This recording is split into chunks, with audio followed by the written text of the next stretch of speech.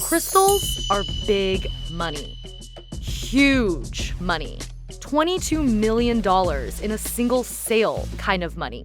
And their value is only growing due to increased interest in alternative healing methods bolstered by celebrity endorsements.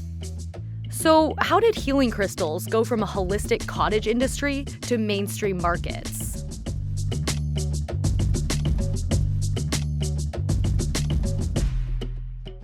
Our fascination with healing crystals goes back centuries. Lapidaries can be traced back to antiquity. There were remedies for grinding crystal in powder and putting it into breast milk, or if someone was suffering from thirst, they would drink like crystal powder in honey water or something like this. So the idea that crystal was this medicinal remedy has always been there too, associated with something kind of, spiritual or transcendent as well. But the recent crystal craze started taking off in the late 70s with quartz. As time went on, it expanded into more and more species of minerals. The Tucson Gem and Mineral Showcase is the nucleus of the mineral trade in the U.S.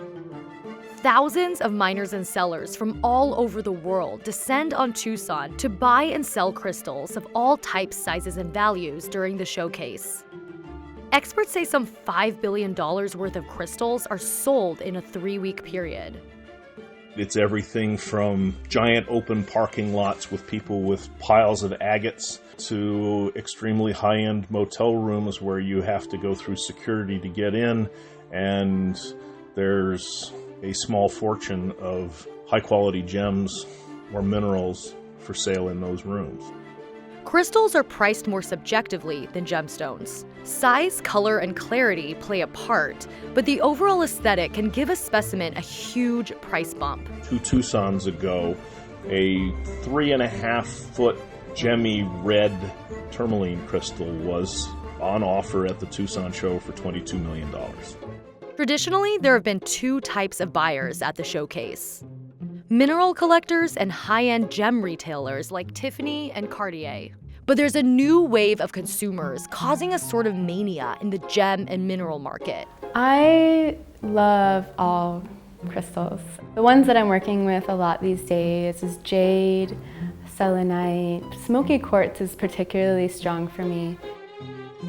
People come into the store and you'll see them and they'll pick up 2 stones and hold them and close their eyes to try to decide which one is calling out to them. I'm certain there's a number of people who are collecting because they believe in the healing powers.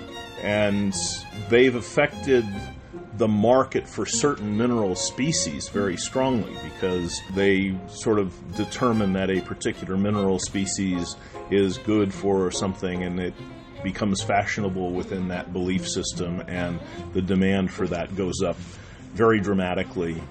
Cavanaugh says demand is increasing so much, crystals that sold for $20 in 2010 are selling for at least $100 today. If I put this in the store and we posted it on Instagram, within a few hours somebody would be in the store to get it. For me, it's just unbelievable. There's been a 65% increase for the search term crystal healing over the last decade. So why exactly are people ignoring science and turning to crystals? Better yet, do crystals actually have healing properties? Now, the one thing that is really interesting about crystals from a science perspective is there's something called the piezoelectric effect. And if you take a crystal like amethyst, which is the purple form of quartz, or clear quartz like this, and you squeeze it under pressure, it actually generates electricity. Now, can humans squeeze it and feel it? Yeah, I don't know. I'm not going to say no, but I certainly can't. While the commercial crystal market is rising in popularity, so are crystal treatments. My sessions are an hour and a half, and for that, I charge $155. At Maha Rose, I am affectionately known as the little tangerine quartz. I have been a healer 5 years, but I would argue that, we've all been healers our whole entire lives.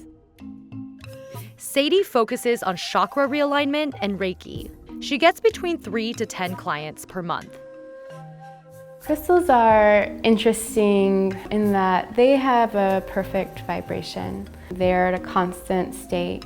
And so, when we use them for crystal healing, the way that they help heal the body is to encourage the body to match that same resonance. I think clients fall into a deep relaxation. You can see their bodies slowly start to release tension, and their breathing is less labored. Not everyone is sold on the healing powers of crystals.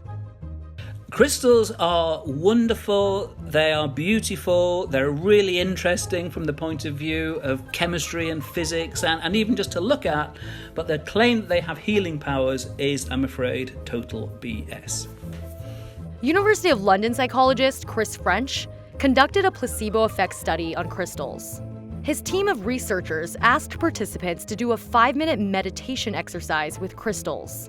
What they didn't know was that half the crystals were made of glass. What we found, which was pretty much what we expected to find, was it didn't make any difference whether people were handling real crystals or fake crystals in terms of how many of them reported these kind of sensations that we're talking about. But whether or not the crystals have scientifically proven metaphysical powers, people are pouring large sums of money into them. I think the psychologists probably should pay a little bit more attention. I mean, we are dealing here with something that worldwide is a multi-million-dollar industry. So, if nothing else, there's a kind of consumer protection element to some of these findings. There are several tiers of crystal sellers. At the low end are online retailers who mainly deal in good-looking but inexpensive stones, ranging in price from $5 to $1,000. In the middle are galleries and high-end internet sellers. Those crystals sell for $1,000 to $10,000. Anything above $10,000 is at the very high end of the market. There's a whole group of people who have come in who treat mineral specimens like fine art. You can't buy a Rembrandt. You can't get one. You can get the mineral equivalent of a Rembrandt for a mere $10 million.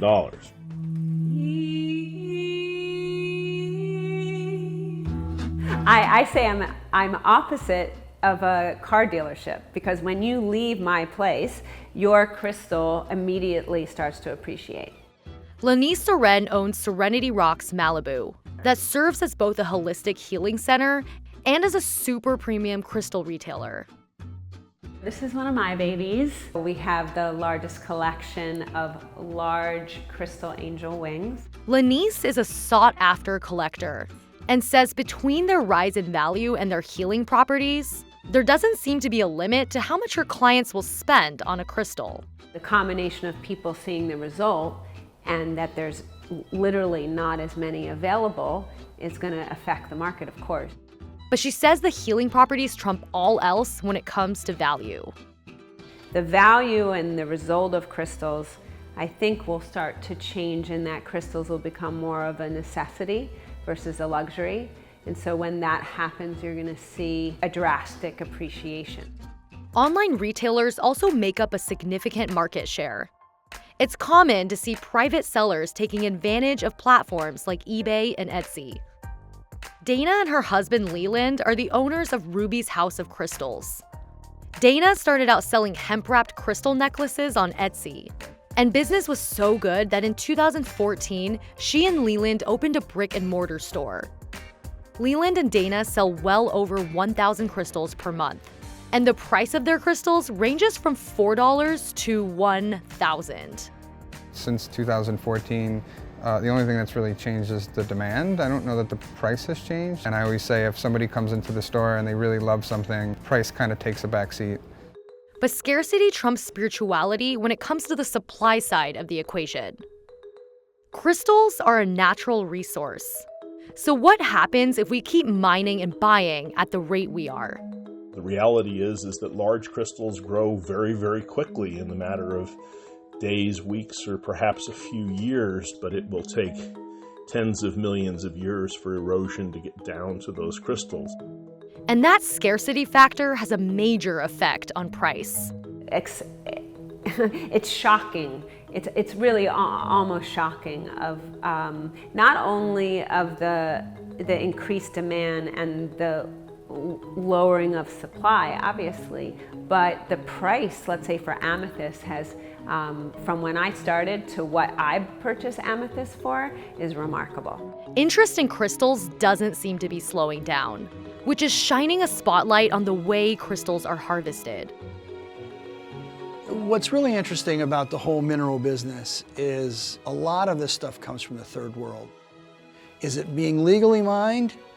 I don't know. It's showing up in Tucson, and some of it's really, really beautiful, but there's mines all over the world, and who knows how well they're being regulated and how sensitive those people are to the environmental regulations. There are crystals that aren't sourced ethically, so you want to be very particular. Even if you don't know a lot about crystals, you can use your intuition when you walk into a shop. Do the people seem grounded? Are they knowledgeable? Do you feel there's a hustle or a sale, or do you feel like it's relaxed? You'd think that if people who were producing those crystals were doing so under conditions of abject misery, that would somehow cancel out the positive energy of the crystal. And that doesn't seem to be something that's entering the minds of the people who are using the crystals for healing purposes.